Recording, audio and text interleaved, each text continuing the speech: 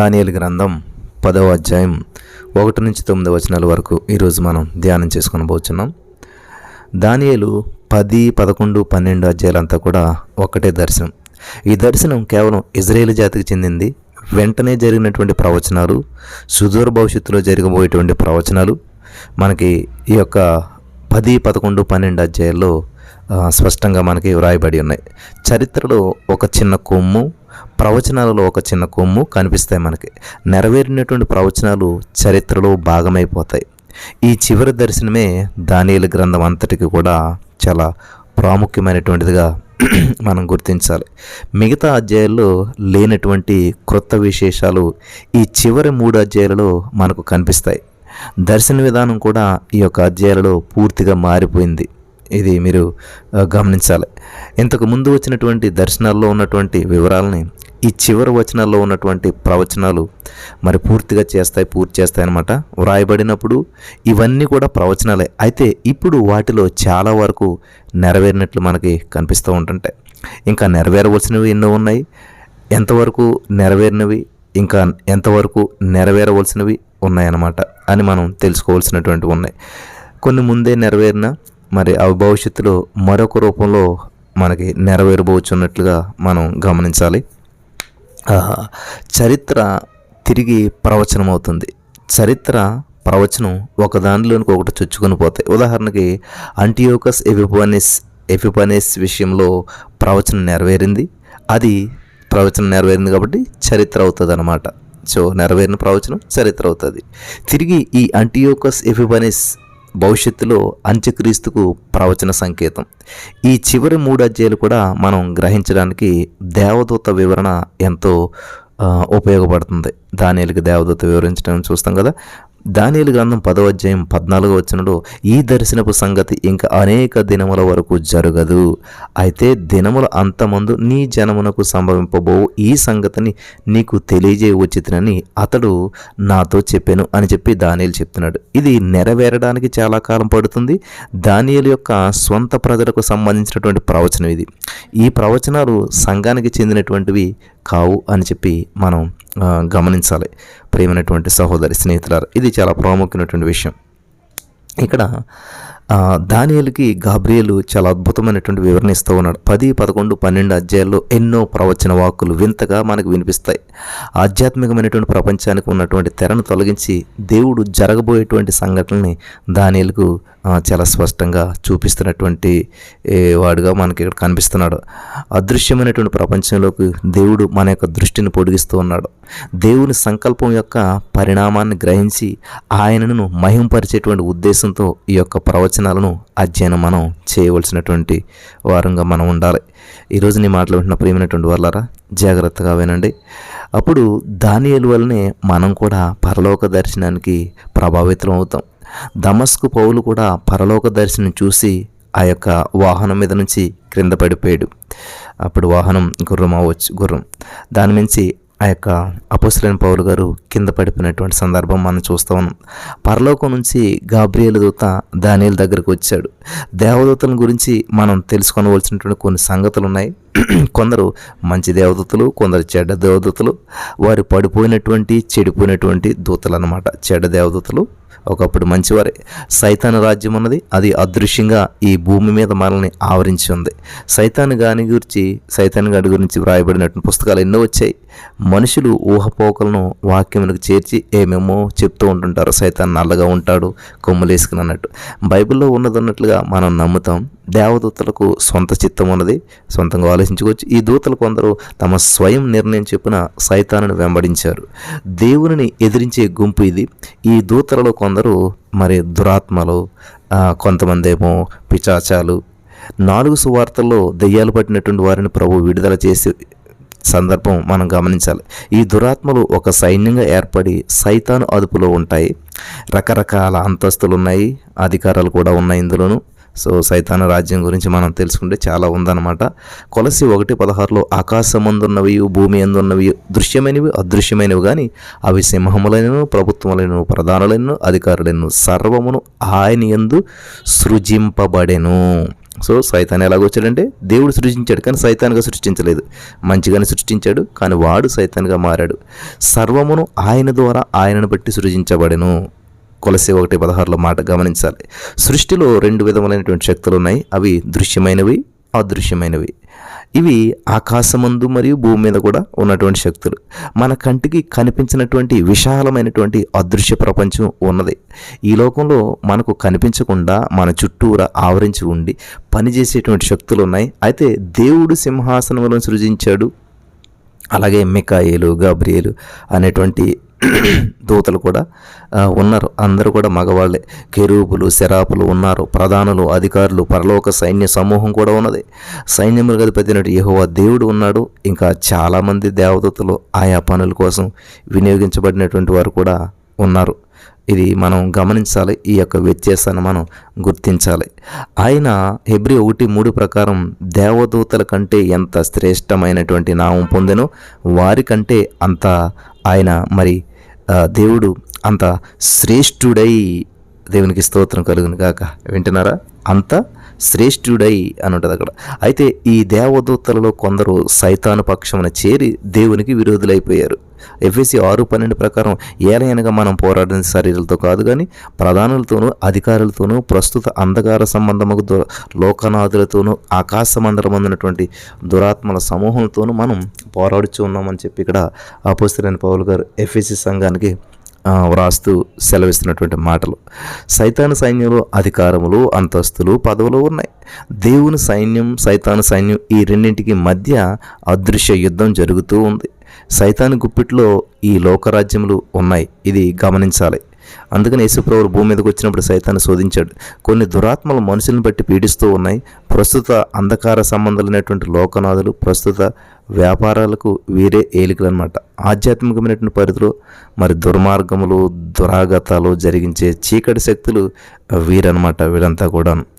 So ఈ దురాత్మ సమూహాలు గుర్తించాలి. అలాగే మత సంబంధమైనటువంటి దుష్టశక్తులు ఉన్నాయి. సైతానీయమైనటువంటి మత శాఖలు బలమైనటువంటివి. క్రీస్తుకు బదులు మతమును ప్రోత్సహించే విధానం సైతాను గడిదే. యేసుక్రీస్తుకు సైతానుకు మధ్య ద్వంద్వ యుద్ధం ఎప్పుడు కూడా ప్రవర్తిల్తూ ఉన్నది. ఇది గమనించాలి. ఇది మనుషుల ఆత్మల కొరకై జరిగేటువంటి మహా సంగ్రామం. దానియేలు 10:1 పారసీక రాజుకు కోరేసు పరిపాలనా కాలంలో 3వ సంవత్సరంలో బెల్తషెజరు దానియేలునకు ఒక సంగతి బయలుపరచబడెను. దానియేలు గ్రంథం 10:1 జాగ్రత్తగా వినాలి. గొప్ప యుద్ధం జరుగుచున్న ఆ సంగతి నిజమే. దానియేలు దాన్ని గ్రహించెను. అది దర్శనం వలన అతనికి తెలిసినదాయను. దేవుడు దానియేలుకి స్పష్టంగా తెలియజేస్తూ ఉన్నాడు. అది కోరేసు పరిపాలనలో 3వ సంవత్సరం, క్రీస్తుపూర్వం 534వ సంవత్సరం, 70 వారముల ప్రకటన దర్శనం తర్వాత 4 సంవత్సరాలకు ఇది జరిగింది. దానియేలు అప్పటికే వృద్ధుడు. రాజ ఉద్యోగం నుండి విరమించుకొని ప్రవచనాలు రాసేటువంటి పనిలో నిమగ్నం అయిపోయాడు. దానియేలుకు ఒక సంగతి బయలుపరచబడింది. ఇది ఒక క్రొత్త విధానము. ఇది ప్రత్యేకమైనటువంటి ఒక ప్రత్యక్షం అన్నమాట. గొప్ప యుద్ధం జరగబోతుంది. నిర్ణీత కాలము దీర్ఘమైనటువంటిది. దీని నెరవేర్పు సుదూర భవిష్యత్తులో జరుగుతుంది, వెంటనే జరగదు. దానియేలు దర్శనము మర్మమును గ్రహించాడు. ఆ దర్శనంలో ఉన్నటువంటి మర్మాన్ని దానియేలు గారు గ్రహించాడు. ఇప్పుడు రాజు దగ్గర ఉద్యోగాన్ని చేయటం కానీ ఒక రచయితగా తన యొక్క భావాలను రాస్తున్నటువంటి వాడిగా మనకి ఇక్కడ కనిపిస్తున్నాడు. 10:2 ఆ దినముల యందు దానియేలును నేను 3 వారములు దుఃఖప్రాప్తుడనైతిని. 3 వారములు అనగా 21 days. 3 వారములు గడుచు వరకు నేను సంతోషముగా భోజనము చేయలేక ఇంటిని. మాంసము కానీ ద్రాక్షరసము కానీ నా నోటిలోనికి రాలేదు. స్నానాభిషేకములను చేసుకొనలేదు. ఇది ఒక విధమైనటువంటి ఫాస్టింగ్ అనమాట. దానియేలు ఫాస్టింగ్ అంటుంటుంటారు. సో కొన్ని ఇక్కడ విడిచిపెడుతున్నాడు. మాంసము, ద్రాక్షరసం ఇవన్నీ. కోరేసు రాజ్యానికి వచ్చినటువంటి 3 సంవత్సరాలు అయింది. తాను సింహాసనం ఎక్కినటువంటి మొదటి సంవత్సరమే ఇజ్రాయేలీలందరూ కూడా తమ స్వదేశానికి వెళ్ళిపోవచ్చు అని చెప్పి అతడు శాసనం జారీ చేశాడు. ఎవరో మీరు మీ రాజ్యానికి వెళ్ళిపోవచ్చని. ఇక్కడ ఎజ్రా 1:1 పారసీక దేశపు రాజు అయిన కోరేసు ఏలుబడిలో మొదటి సంవత్సరం మందు అని ఉంటుంది. అక్కడ పారసీక రాజు అయినటువంటి మొదటి సంవత్సరం మందు అతను చాటింపు వేయించాడు, దరఖాస్తులు రాయించాడు. మరి యూదా దేశమందున యెరూషలేము తనకు మందిరాన్ని కట్టించమని చెప్పి నాకు ఆజ్ఞ ఇచ్చి ఉన్నాడని చెప్పేసి కోరేసు ఆజ్ఞాపించినటువంటి అక్కడ ఆజ్ఞ. కాబట్టి మీలో ఎవరు ఆయన జనులై ఉన్నారో వారు యూదా దేశమందు యెరూషలేముకు బయలుదేరి యెరూషలేములో ఉన్నటువంటి దేవుని మందిరాన్ని మీరు, అనగా ఇజ్రాయేల్ దేవుడు అయినటువంటి యెహోవా మందిరాన్ని మీరు కట్టవలను అని చెప్పి అక్కడ ఎజ్రా 1:4 వచనాల వరకు మీరు చదువుకుంటూ వెళ్ళినట్లయితే ఆ కోరేసుకి దేవుడు చెప్పినటువంటి విషయాలు ఇవన్నీ కూడా అక్కడ వెల్లడవుతూ ఉంటుంటాయి అన్నమాట. ఇక్కడ 2 సంవత్సరాలు గడిచింది. కొద్దిమంది యూదులు మాత్రమే యెరూషలేముకు తరలిపోయారు. జెరుబ్బాబెలు నాయకత్వంలో వారు వెళ్ళారు. ఆ తర్వాత ఎజ్రా, నెహెమ్యాల నేతృత్వంలో మరికొంతమంది ఆ యొక్క యెరూషలేముకి వెళ్ళిపోయారు, తరలి వెళ్ళారనమాట. దానియేలుకు ఆ సమయం చాలా క్లిష్టం అనిపించింది. వృద్ధ ప్రవక్త గుండెలకు అది భారం అనిపించింది. ఈ 90 సంవత్సరాల వయసు కలిగినటువంటి ప్రవక్త చాలా దుఃఖిస్తూ ఉన్నాడు. మీరు గమనించినట్లయితే ఇప్పుడు దానియేలు వయసు అరౌండ్ 90 ఇయర్స్, అంటే 90 సంవత్సరాలకి వచ్చేసాడు దానియేలు గారు. కోరేసు ఏలుబడిలో మొదటి సంవత్సరం అది. ఇప్పుడు పూర్తిగా దానియేలు దైవ సేవలో ఉన్నాడు. దానియేలు పూర్తిగా 3 వారాలు ఉపవాసం చేస్తూ ఉన్నాడు. అతడు అన్ని దినాలు స్నానాభిషేకం చేయలేదు, స్నానం చేయలేదు అనమాట. 3 వారాలు అంటే 21 days, 3 ఏళ్ళు 21 కాబట్టి. ఇక్కడ 10వ అధ్యాయం 4వ వచనం, మొదటి నెల 24వ తేదీ నేను హిద్దెకేలను గొప్ప నదీ తీరమున ఉంటిని అని చెప్పి ఇక్కడ దానియేలు గారు చెప్తూ ఉన్నాడు. హిద్దెకేలు ఒక నది పేరు అనమాట అది. అక్కడ నేను ఉన్నాను అని చెప్తున్నాడు. హిద్దెకేలు నదిని టైగ్రిస్ నది అని అంటారనమాట. ఆ తేదీ ఏప్రిల్ 24 అనమాట. దానియేలు స్థలం మరి కాలం ఖచ్చితంగా చెప్తున్నాడు. ఇందులో ఎటువంటి సందేహానికి ఆస్కారం లేదు. దానియేలుకు కలిగినటువంటి దర్శనం వాస్తవం అన్నమాట. దానియేలు తన దర్శనంలో యేసుక్రీస్తునే మహిమలో చూశాడు. మోసే, ఏలియాలు యేసు ప్రభు యొక్క రూపాంతర మహిమను చూశారు. అయితే అదే దర్శనాన్ని ఎప్పుడో దానియేలు కూడా చూశాడనమాట. దేవునికి స్తోత్రం కలుగును గాక. హల్లెలూయా. ఇది చాలా అద్భుతమైనటువంటి విషయం. చాలా జాగ్రత్తగా మనం వింటూ అర్థం చేసుకోవాలన్నమాట. మోసే ధర్మశాస్త్రానికి ప్రతినిధి మోసే, ఏలియా ప్రవక్తలకు ప్రతినిధి అనమాట. అయితే దానియేలు మాత్రం చెరలో ఉన్న ఇజ్రాయేలుకు ప్రతినిధి. ముగ్గురు మహిమపరచబడినటువంటి యేసుక్రీస్తుని చూశారు. మోసే, ఏలియా, దానియేలు ముగ్గురు కూడా చూశారు. దానియేలు 10:5 నేను కన్నులెత్తి చూడగా నారబట్టలు ధరించుకున్న ఒకడు కనబడెను. అతడు నడుమున మేలిమి బంగారు నడి కట్టుకొని ఉండెను. ఇది యేసుక్రీస్తు ప్రభువు గురించినటువంటి వర్ణన. జాగ్రత్తగా మనం గమనించాలి. 6వ వచనం, అతని శరీరము రక్తవర్ణపు రాతి వంటిది, అతని ముఖం మెరుపు వలె ఉండెను, అతని కన్నుల జ్వాలామయమైనటువంటి దీపములను, అతని భుజములను పాదములను తలతలలాడు ఇత్తడిని పోలియుండెను. అతని మాటల ధ్వని నరసమోహపు కంఠధ్వని వలె ఉండెను. దానియేలుకు కలిగినటువంటి ఈ దర్శన ప్రత్యక్షం క్రొత్త తరహాలాగా ఉంది. మృగాలు, జంతువులు కాదు, వారములు, కాలములు కాదు, ఒక వ్యక్తిని తేటగా దానియేలు ఈ దర్శనంలో చూస్తూ ఉన్నాడు. ఎవరనుకుంటున్నారు ఆ వ్యక్తి? ఆ వ్యక్తి నజరేయుడైన యేసుక్రీస్తు ప్రభువారు అనమాట. యేసుక్రీస్తే ఆయన. దానియేలు దర్శనంలో కనిపించినటువంటిది యేసుక్రీస్తు ప్రభువారిని ఆయన చాలా స్పష్టంగా చూస్తూ వర్ణిస్తూ ఉన్నాడు. యేసు ప్రభు ఈ భూమిపై ఉండగా ఎన్నో ఉపమానాలు మనకు ప్రబోధించాడు. కొన్ని ఉపమానాల్లో ఒకానొక వ్యక్తి అంటూ పరోక్షంగా పేర్కొన్నాడు. ఆ వ్యక్తి తండ్రి అయినటువంటి దేవుడు కావచ్చు, లేదా కుమారుని యేసుక్రీస్తు కూడా కావచ్చు. ఇది గమనించవలసినటువంటి విషయం, చాలా ప్రాముఖ్యమైనటువంటి విషయం అనమాట. దేవునికి స్తోత్రం కలుగును గాక. హల్లెలూయా. చాలా జాగ్రత్తగా అర్థం చేసుకోవాలి దానియేలు గ్రంథాన్ని మనం. ఈ 11, 12 అధ్యాయులు. యేసుప్రభు వారు పునరుత్థానుడై తిరిగి లేచినటువంటి తర్వాత మహిమలోకి ఆరోహణమైనప్పుడు ప్రకటన గ్రంథంలో యోహాను ఆయనను చూచాడు. ఈ విషయాన్ని మనకి ప్రకటన గ్రంథంలో చాలా స్పష్టంగా చూస్తూ ఉంటుంటాం. యోహాను రాసిన ప్రకటన గ్రంథంలో చాలా విషయాలు మనకు తెలిస్తాయి. ప్రకటన 1:13 7 సువర్ణ దీపస్తంభములను, ఆ దీపస్తంభముల మధ్యను మనిషి కుమారుని పోలిన ఒకరిని చూచి తిని అంట ఉన్నాడు భక్తుడైనటువంటి యోహాను గారు దర్శనంలో. ఆయన తన పాదముల మట్టుకు దిగుచున్న వస్త్రము ధరించుకొని రొమ్మునకు బంగారు దట్టి కట్టుకొని ఉండెను. ఆయన తలయు తల వెంట్రుకలను తెల్లని ఉన్నిని పోలినవై హిమమంత ధవళముగా ఉండెను. ఆయన నేత్రములు అగ్ని జ్వాలల వలె ఉండెను. దేవునికి స్తోత్రం కలుగును గాక. ఆయన పాదముల కొలిములో పుటం వేయబడి మెరయిచున్న అపరంజితో సమానమై ఉండెను. ఆయన కంఠస్వరం విస్తార జల ప్రవాహముల ధ్వని వలె ఉండెను. దేవునికి స్తోత్రం కలుగును గాక. ఆయన తన కుడి చేత 7 నక్షత్రములు పట్టుకుని ఉండెను. ఆయన నోటి నుండి 2 అంచులు గల వాడి అయినటువంటి ఖడ్గం ఒకటి బయలుదేరి వెడల్చుండెను. ఆయన ముఖం మహా తేజస్సుతో ప్రకాశించుచున్న సూర్యుని వలె ఉండెను అని ఇక్కడ ప్రకటన గ్రంథం 1:16 వరకు మనం చూసాం. ప్రకటన గ్రంథంలో ఉన్నటువంటి యేసుక్రీస్తునే ఇక్కడ దానియేలు కూడా చూస్తున్నాడు. ఈ ఇద్దరు మహిమలోని క్రీస్తుని చూశారు. దానియేలు చూసిన క్రీస్తు అవతారానికి పూర్వం క్రీస్తుని కాదు, అవతరించినటువంటి తర్వాత మహిమలో ప్రవేశించిన క్రీస్తునే చూశాడు. ప్రియులారా గమనించాలి, ఇది చాలా అద్భుతమైనటువంటి విషయం అన్నమాట. ఇక్కడ క్రీస్తు పరలోకంలో మనకు ప్రధాన యాజకుడై మన పక్షాన విజ్ఞాపన చేస్తున్నాడు. మహిమలో క్రీస్తు తీర్పరి, తన ప్రజలకు గొప్ప కాపరి. ఆయనకు ఇజ్రాయేలీయులు గొర్రెలే, సంఘానికి కూడా ఆయనే కాపరి. ఈ యొక్క సత్యాన్ని మనం గమనించాలి. సువార్తలలో యేసు రూపాంతరపు కొండపై మోసేకు ఏలియాకు తన మహిమ దర్శనం చూపించాడు. మోసే ఏలియా అనేటువంటి ఇద్దరే అక్కడ ఉన్నారు, కానీ దానియేలు అక్కడ లేడు. ఎందుకంటే ఈ దర్శనం అంతకు ముందే ఎప్పుడో చూశాడనమాట. గమనించవలసినటువంటి విషయం ఇది, చాలా అద్భుతమైనటువంటి విషయం అన్నమాట. వింటున్నారా? ఇక్కడ దానియేలు యేసుక్రీస్తు ప్రభువు యొక్క మహిమ దర్శనం చూశాడు. ఇది ఎంతో గొప్ప ధన్యత అన్నమాట. దానియేలు గారికి చాలా గొప్ప ధన్యత. దానియేలును 10:7 దానియేలను నాకు ఈ దర్శనము కలుగగా నాతో కూడా ఉన్న మనుషులు దాన్ని చూడలేదు, కానీ మిగిలిన భయాక్రాంతులై దాగుకొనవలనని వారు పారిపోయారు. నేను మాత్రమే ఆ యొక్క దర్శనాన్ని చూశాను అని చెప్పి దానియేలు చెప్తున్నాడు. దానియేలుకు కనిపించినటువంటి వ్యక్తి యేసుక్రీస్తే. ఆయన మహిమాన్వితుడైనటువంటి యేసుక్రీస్తే. అందులో ఏ సందేహము కూడా లేదు. దానియేలుతో ఉన్నటువంటి మనుషులకు ఇదంతా కూడా కనబడలేదు. ఈ దర్శనం దానియేలుకు మాత్రమే కనబడింది. గమనించాలి ప్రియులారా. దేవునికి స్తోత్రం కలుగును గాక.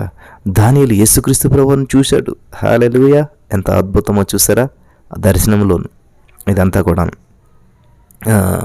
పరిశుద్ధాత్మ మాత్రమే మనకు యేసును చూపించగలుగుతాడు.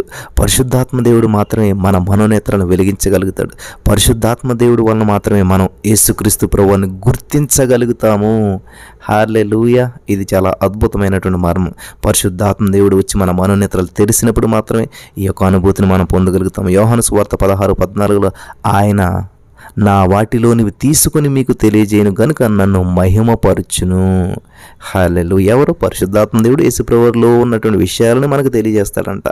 అప్పుడు మనం దేవుని మహిమపరుస్తాం. దమస్కు మార్గంలో పౌలుకు కలిగినటువంటి అనుభవం సేమ్ ఇలాంటిదే అని మనం గ్రహించాలి.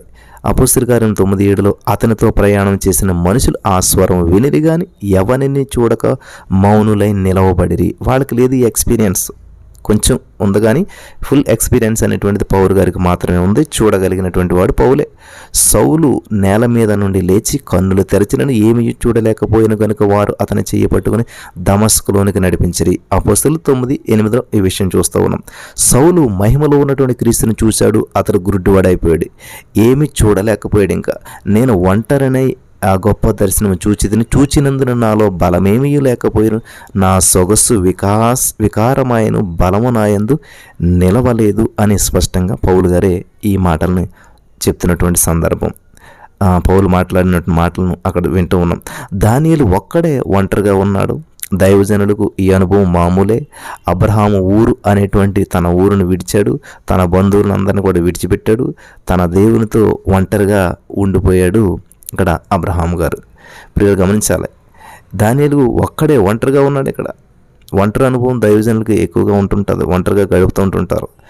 ఈ అనుభవం మామూలు. మోసే మిద్యాను అరణ్య సీమకు పారిపోయాడు, ఒంటరి అయిపోయాడు. మండుచున్నటువంటి పొద దర్శనం చూశాడు, ఒంటరిగా ఉన్నాడు. రాజకుటుంబంలో పెరిగాడు, కానీ ఒంటరి. ఏలియా కెరీతువాగు దగ్గర దేవుని క్రమశిక్షణలో ఒంటరిగా ఉన్నాడు. ఇర్మియా తన సేవా జీవితంలో ఒంటరిగా నడిచాడు. దేవుడు అతనికి తోడై ఉన్నాడు. హల్లెలూయా! మనకు ఒంటరిగా కనిపించవచ్చు, కానీ దేవుడు తోడు ఉంటాడు. బాప్తిస్మముడు అయినటువంటి యోహాను గారు అరణ్యంలో ఒంటరిగా ఉన్నాడు. దేవుడే అతనికి తోడు, నీడ.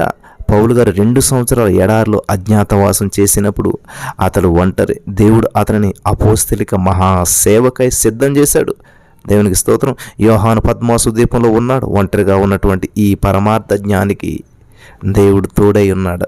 చూసారా, విశ్వాసులు ఒక గుంపుగా సహవాసంలో కూడి రావటం అలవాటు చేసుకుంటారు, కానీ నీవు ఏకాంతంగా దేవునితో ఎంత సమయం గడుపుతున్నావు అనేటువంటిది ఒక ప్రశ్న అనమాట. ఈరోజున ఏకాంతంగా ఎంత సమయం మనం దేవునితో గడుపుతున్నాం? నిజంగా చాలా తక్కువ సమయం ఉంటుంది, చాలా తక్కువ. ప్రార్థన రహస్య ప్రార్థనే దేవుడు ప్రియులారు గమనించాలి. నిన్ను ఏకాంతంలో కలుసుకుంటాడు. దేవుని వాక్యం చదివి దేవునితో ఏకాంత సమయం గడపాలి. నీకెంతో ఆత్మబలం చేకూరుతుంది. దేవుని సేవకుడు దేవునితో ఏకాంతంగా ఉన్నప్పుడే దేవుని సందేశం లభిస్తుంది. రహస్యంలో విన్నది బహిరంగంగా ప్రకటిస్తాడు. దైవజనుడు దేవుడు తనకు బోధించింది బోధకుడు ప్రజలకు బోధిస్తాడు. హల్లెలూయా. ఇది చాలా అద్భుతమైనటువంటి ఆధ్యాత్మికమైనటువంటి మర్మం. ఈ విధంగా బలహీనుడైనటువంటి దైవ సేవకుని ద్వారా బలమైనటువంటి సందేశం వెల్లడవుతుంది. అవిశ్వాసులకు, నిర్దేవులకు ఇటువంటి అనుభూతి కలగదు. వీరికి లోకానుసారమైనటువంటి పనులతో మరి సరదా కలుగుతుందన్నమాట. సమయం అంతా కూడా మనుషులతో గడుపుతారు. దేవుని దగ్గర కనిపెట్టినటువంటి వారికి దేవుని యొక్క సందేశం పొందుకోలేదు. ఒక త్రాగుబోతులకు అల్లరి ఇష్టం, వీరికి ఒంటరిగా ఉండటం ఇష్టం ఉండదు. దేవుని బిడ్డలు దేవునితో ఏకాంతంగా ఉండగోరుతారు. యాకోబుకు ఏకాంతంగా ఉండాలని లేదు, కానీ బలవంతంగా దేవుడు ఒక మూలకు నెట్టాడు యాకోబుని. మనం చూసినట్లయితే ఈ సందర్భాన్ని చాలా జాగ్రత్తగా వినాలి ప్రియమైనటువంటి సహోదరి స్నేహితులారా. ఇక్కడ ఆ రాత్రి దేవుడు అతనితో పెనుగులాడాడు. తుంటినరం తెగింది, కుంటితనం వచ్చింది. అప్పుడు యాకోబు దేవునితో, నిన్ను నేను విడువను దేవా, నీవు నన్ను దీవించే వరకు అని అన్నాడు. అది రహస్యం అన్నమాట. దానియేలు 10:9 చూసినట్లయితే, నేను అతని మాటలు విని నేను నేలను సాష్టాంగపడి గాఢ నిద్ర పొందిన వాడనైతని అని చెప్పి దానియేలు గారి యొక్క అనుభవాన్ని ఇక్కడ స్పష్టంగా తెలియజేస్తున్నాడు. గాఢ నిద్ర పొందిన వాడనైతని అంటూ ఉన్నాడు. అంటే ఇక్కడ ప్రభువైన యేసుక్రీస్తు ప్రభువు యొక్క ఈ దర్శనం పొందినప్పుడు దానియేలు యొక్క బలమంతా కూడా అంతరించింది. అతను పూర్తిగా స్పృహను కోల్పోయాడు. యేసుక్రీస్తు అంతర్ధానం కాగానే దానియేలు కళ్ళు తెరిచాడు అనే విషయం మనం గమనించాలి. ఇక్కడ బైబిల్లో రాయబడినటువంటి సంగతిని బట్టి చాలా అద్భుతమైనటువంటి విషయాలు మనం నేర్చుకుంటూ ఉన్నాం. జాగ్రత్తగా వింటున్నారు కదా. అప్పుడు ఒక దేవదూత వచ్చి దానియేలుకు ఉపచారం చేశాడు. దానియేలు యొక్క వినయశీలం, లేఖనాలను పరిశోధించేటువంటి దీక్ష, సర్వశక్తిమంతుడైనటువంటి దేవుని ఎదుట తగ్గింపు మొదలైనటువంటివి గమనించవలసినటువంటి చాలా ప్రాముఖ్యమైనటువంటి విషయాలు. ఇవన్నీ కూడా గమనించదగ్గ విషయాలు అన్నమాట. దేవునికి స్తోత్రం కలుగును గాక. మనం దర్శన వృత్తాంతం అంతా కూడా వింటున్నప్పుడు పరిశుద్ధాత్మ పరిచర్య కొరకు దేవునికి స్తుతి స్తోత్రములు చెల్లించాలి మనమంతా కూడా. హల్లెలూయా. ఏదైనా నుంచి బెత్లెహేం వరకు, బెత్లెహేం నుండి పెంతెకోస్తు వరకు కూడా, పెంతెకోస్తు నుండి సంఘం ఎత్తబడే వరకు కూడా పరిశుద్ధాత్మ పరిచర్య ఎంతో ఘనమైనటువంటిది. దేవునికి స్తోత్రం కలుగును గాక. హల్లెలూయా. ఈరోజు నీ మాటలు వింటున్నట్టు ప్రియులారా, ఈ వాక్యం మరలా వినండి. దేవుడు మీతో మాట్లాడతాడు. దేవుడు మిమ్మల్ని దీవించును గాక. ఆమేన్.